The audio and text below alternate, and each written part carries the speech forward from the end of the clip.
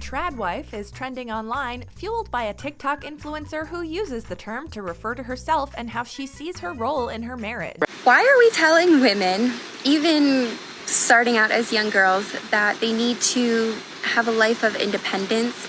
I think that is a very toxic way to bring up a girl, to tell her that she can never depend on a man, and even if she falls in love with that man, always have a way of supporting yourself. This idea is so twisted. But being a wife and a mother should be the top priority always. This isn't just about personal choice or individual preferences. It's advancing a right-wing political ideology and dressing it up as a lifestyle. Tradwife, it is a woman who chooses to live a more traditional life with ultra-traditional gender roles. So the man goes outside the house, works, provides for the family. The woman stays home and she's the homemaker. She takes care of the home and the children if there are any. Being a tradwife is honorable if you abide by the cultural conception of a traditional monogamous wife. My aunt, Florence, is a perfect example of a tradwife, and to this day I admire her strength, patience, and humility throughout her married life. Aunt Florence got married at 20 years old. Her academic qualification stopped at high school, which was Standard 6 in 1951. She got married to my uncle when he was a houseboy, and they raised 6 prosperous men and women. My aunt never worked a day in her life. She dedicated her life to serving her husband and children. And when I say serve, I mean down to cleaning her husband's shoes and washing his clothes. My aunt did all the chores until they were able to afford a housemaid many years later. My uncle never lifted a finger in doing any household chores. He strictly provided for his family and delegated every other duty to his wife. I never heard of utterances of physical abuse either. When my uncle became rich, his attitude didn't change. He wasn't loyal. He had mistresses, some of which my aunt was aware of, but she never confronted him about it. If she did, it must have been in the confines of their bedroom, because no one ever heard them quarrel.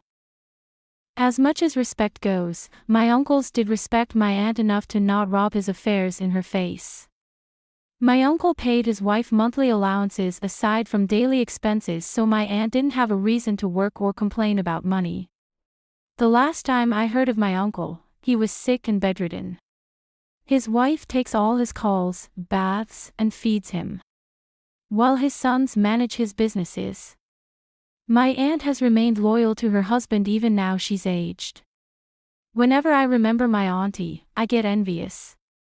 Her marriage is over 50 years old, but her love for her husband remains evergreen. In the 1940s, tradwives were happy and glamorized their status publicly. Men fortunate to marry a tradwife provided security and comfort to their wives. However, some modern women claim to be traditional wives but expect their husbands to contribute to doing the household chores. Modern men, on the other hand, are not providing their wives with security and comfort. Men who want tradwives lack the relationship quality to secure a tradwife. They have low-paying jobs, have no education, and lack emotional maturity and communication skills. They have no assets, and the majority of them still live with their parents. When I look at these men, I see their painstaking toxic male privileges written all over their faces. They want a traditional wife because these women are hardcore loyalists. They are the ride-or-die chic men use as come-up women. There have been too many misconceptions about feminism and how much it has ruined modern women's lives. Now some women have begun the tradwife trend that has taken social media by storm. No tradwife TikTokers are saying every woman's place is in their home. We as individuals are just choosing to be homemakers. That's all. But being a wife and a mother should be the top priority always. She's possibly delusional. Delusional? I'm not delusional. Independence does not equal fulfillment. We are meant to share this life with our soulmate, not be independent and lonely. Independence is not equal to loneliness. These words do not mean the same thing because they're different words. Independence is not mutually exclusive with love or fulfillment. This is what a false dichotomy is, establishing something as being dichotomous or mutually exclusive with something else when it's not. It seems housewives are replacing the true identity of tradwives with a glamorized mix of feminism and traditional roles. When we speak of traditional wives, we mean women who lacked physical, financial, and spiritual autonomy. And men are being told they can't trust women anymore, that all women want is to be promiscuous and you can't trust a woman, everybody's cheater. This is so toxic, you guys. So the distrust between the genders is due to women's financial independence. Got it? So why did men and women distrust each other way more when women had zero financial independence? Seriously. Okay, you're delusional. Tradwives were the ideal women of the 1950s. Those days, men brought home the bacon, while women stayed home full-time.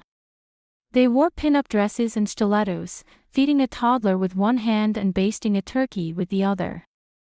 Women were unemployed, illiterate, and had no say in the family and in the society. People were expected to marry relatively young, have children, and stay together for life. Divorce was considered shameful, and those who did divorce often faced social ostracism. These traditional gender roles might have provided a sense of security for some couples, making them less inclined to seek a divorce even if they were unhappy or struggling in their marriage. Moreover, women's limited economic opportunities made it difficult to support themselves independently should they leave their husbands. This lack of financial freedom further reinforced the idea that staying married was the only viable option for many people during this period. This is why I grin at modern tradwives. The illusion that they can be the same tradwives as the 50s shows how ridiculous their expectations are. We as individuals are just choosing to be homemakers. That's all. Feminism is about personal choice. But you chose wrong, bitch! Not every choice a woman makes is going to be necessarily liberating, particularly when we live in a society that constrains women's choice so much. In fact, most things are determined by our social and political context. Very little of what we do is in fact a choice. One of the slogans in second wave feminism was "the personal is political." And that's been used to mean many things that it wasn't originally intended. But the original intention behind "the personal is political" is to critically examine the choices we make and critically examine the constraints we have on those choices. It's not a surprise that women are finding the tradwife lifestyle appealing right now, in a time where women are so hypersexualized, when we have this toxic hookup culture, when most men are consuming very violent pornography.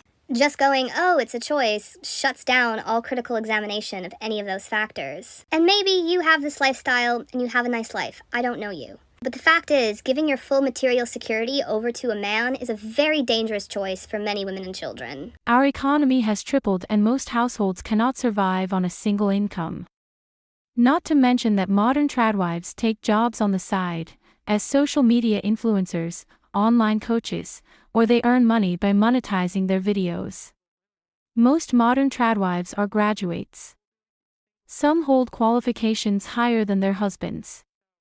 They cook, clean, and raise children but don't get paid any allowance from their husbands, so they get a part-time job to substitute monthly expenses. Now let's talk about wealth allocation. Tradwives in the 40s were not entitled to their husband's assets. The man's wealth automatically goes to his sons when he dies. But today, women are entitled to a 50% equitable distribution of their husband's assets, and the tradwives are not exempted from family law and marital benefits. You can be a stay-at-home mom without being a tradwife, which is what modern tradwives are. However, if you are a married woman incorporating modern-day female rights, that includes getting an education, having an income, receiving inheritance from your husband, and accepting divorce settlements, then you are not a tradwife. Stay-at-home moms who claim to be tradwives are deceiving younger women and portraying false identities which are incompatible with the modern world. Because most modern women won't accept their husband's infidelity as normal. And very few can allow their husbands to lord over them. People argue that the divorce rate in the 40s, 50s, and 60s was low because the tradwives honored their husbands' wishes and valued the marriage more. Whereas in hindsight, women couldn't leave their marriages because they couldn't afford the legal, religious, and financial resources to leave. Divorced women were shunned and accused of being the reason their marriage fell apart. They were treated like outcasts, so to avoid the humiliation most married women stayed in bad marriages. By all social standards, tradwives relinquish their dignity as women if we are to judge them by the cultural expectations of an ideal woman. I completely agree with Laurie Alexander's conception about traditional wives, even though it's triggering for me since I'm not an advocate of traditional marriages. Laurie expresses her knowledge about religion, culture, and gender roles on her TikTok and Twitter accounts, The Transformed Wife. Laurie encourages women to denounce feminism and be domestic, sexually appealing, and submissive to men. She believes women exist for the sole purpose of pleasing their husbands and raising their children. She says it's wrong to expect emotional support from your husbands because they're too busy looking for money to fulfill their financial obligations.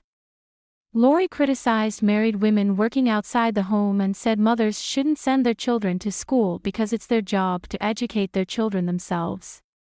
She doesn't believe women should have voting rights because the right to vote is essentially the right to hold office, and women don't belong in office. According to Laurie, wives belong under their husbands' thumbs. I see why Laurie's persona of an ideal woman triggered most stay-at-home moms. This is because they have been deceiving themselves with a false conception they cannot uphold. Being a stay-at-home mom is entirely different from being a tradwife because you are contributing 50% of labor into raising your children as much as the man contributed financially. But being a tradwife means going back to a time when women had no autonomy and were fully dependent on their husbands. Chasing such a dream is an illusion and deceit to oneself and the society at large. If you would like to support my channel, please subscribe and hit the bell icon so you get notified of my next video. Don't forget to give this video a thumbs up so YouTube can show it to more people. Thank you for watching.